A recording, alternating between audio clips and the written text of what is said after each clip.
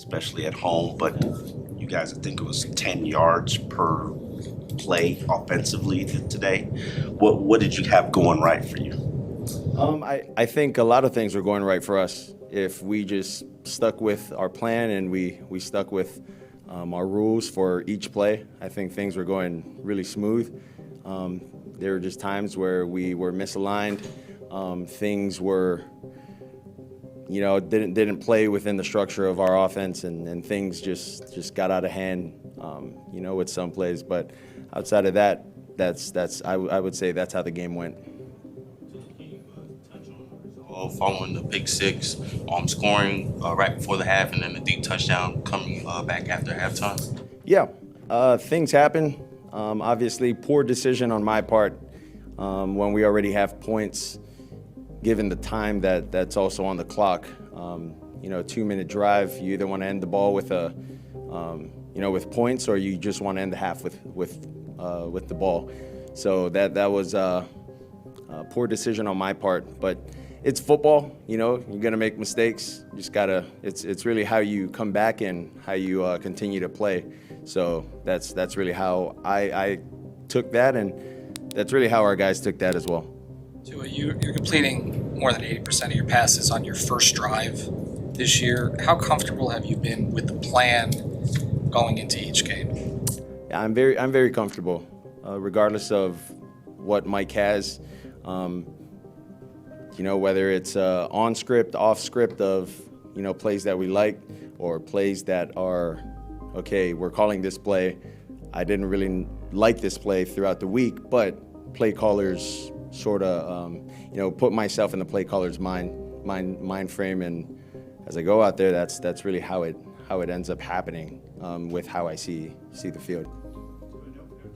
Gained more yards through the first 5 games than the Dolphins. You guys broke the record today. You scored 500 yards despite 3 turnovers. How do you view that dynamic? I mean, the fact that you're able to kind of have that performance despite not playing a clean game.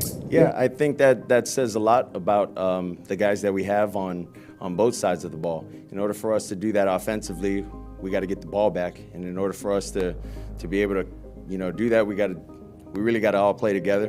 And in order for me to pass the ball, the guys got to block. In order for the runners to run the ball, our guys got to block. And so I think they've done a tremendous job up front today. And, turnovers happen regardless of what the game is, and I don't think any of the guys blinked. There was no swing of emotion I felt throughout the locker room and throughout the guys when we come to the sideline. It was just, hey, we got your back, and we're going to go and continue to play. Obviously, late in the week, the team traded for Chase Claypool. I know he wasn't playing today, but on the sideline, did you get to have any sort of interactions with him, or what was he like there? Yeah, I didn't have much interaction. Chase did say, good luck out there, and I told him thank you. But I got to say what's up to him at the team hotel last night. Got to chop it up a little bit and things like that. But it's an ever-growing thing, with why things happen to certain people.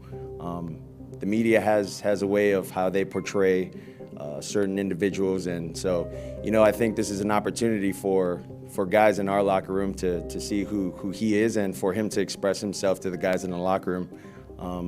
And so we're going to base our opinions and things about Chase or any other person that we end up acquiring off of really our own opinions. So, yeah.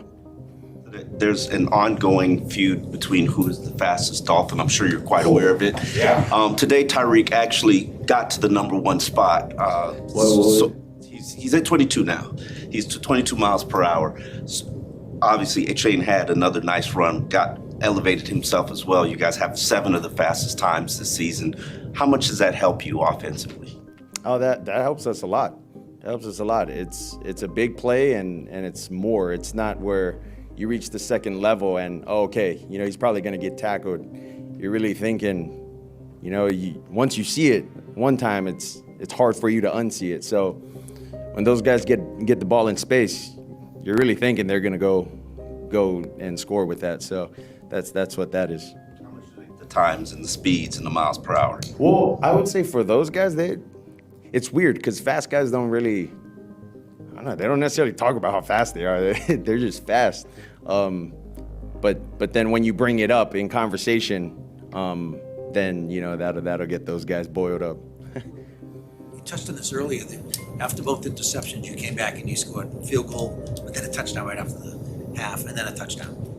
When you go back out after that, after making a mistake, is there a little bit of a different mindset to make sure there's kind of a tone for it? I guess. Yeah, I would say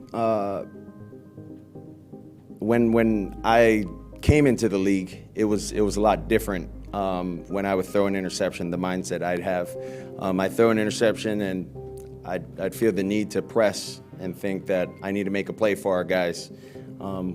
And really, that's not how I sort of take it into games, and that's really how I do it in practice as well. If I throw an interception in practice, like those are game reps that I can use. So if it does end up happening in a game, I know how to move forward from that. So it's it happens, and then it's move on, and then what does this play entail for you to do to get your job done for all these guys?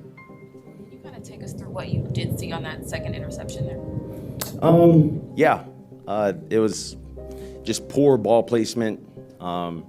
Really tips and overthrows when it's in between the hashes, inside the numbers. Those are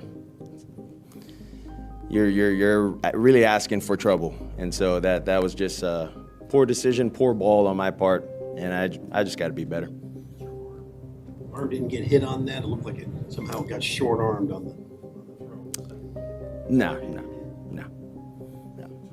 Touchdown pass to Tyreek. It looked like single high, man-to-man. It looked like he beat her right away. Is that something you guys recognize as soon as you see the look? Did it look like single high? Like from the beginning of it?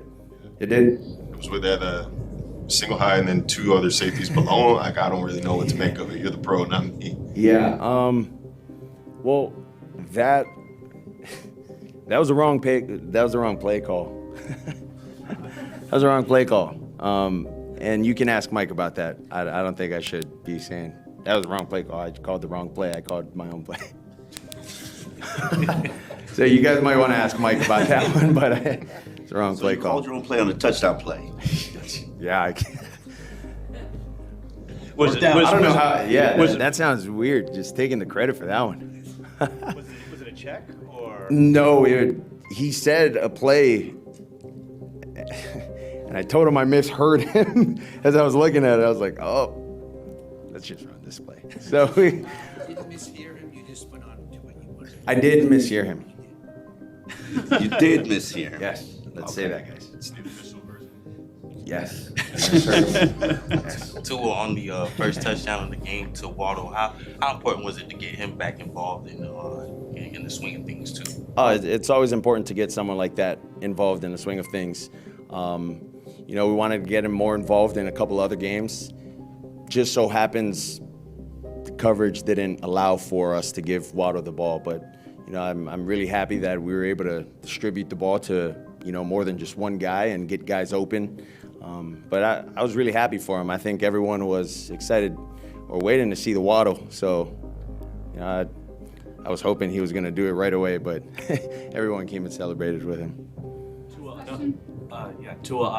Another very solid performance by Achane. Can you talk a bit about his exponential growth these past few games and his utilization in the play calling? Yeah, I think the coolest thing about someone like him being a rookie is just who he is as a person. How you see him on the sideline, just chill, relax, like that's who he is, and that's how he is in the huddle. And to be able to go in the huddle and see someone like that, it's very promising to know that, okay, he's gonna line up, he knows where he's gonna line up, and then basically if he's getting the ball, it's gonna be a big play more often than not. But I got a lot of respect for that guy, and I think a lot of guys around the league have a lot of respect for him as well. But the cool thing about it is, that's like he doesn't take heed to listen into any of that. Just a humble guy, just coming into work, doing what he needs to help the team win. So I'm very proud of him and very proud of basically all the guys. Thanks, Tua. Thanks, guys. Thank you, Tua. Is anybody catching on to this Barry guy?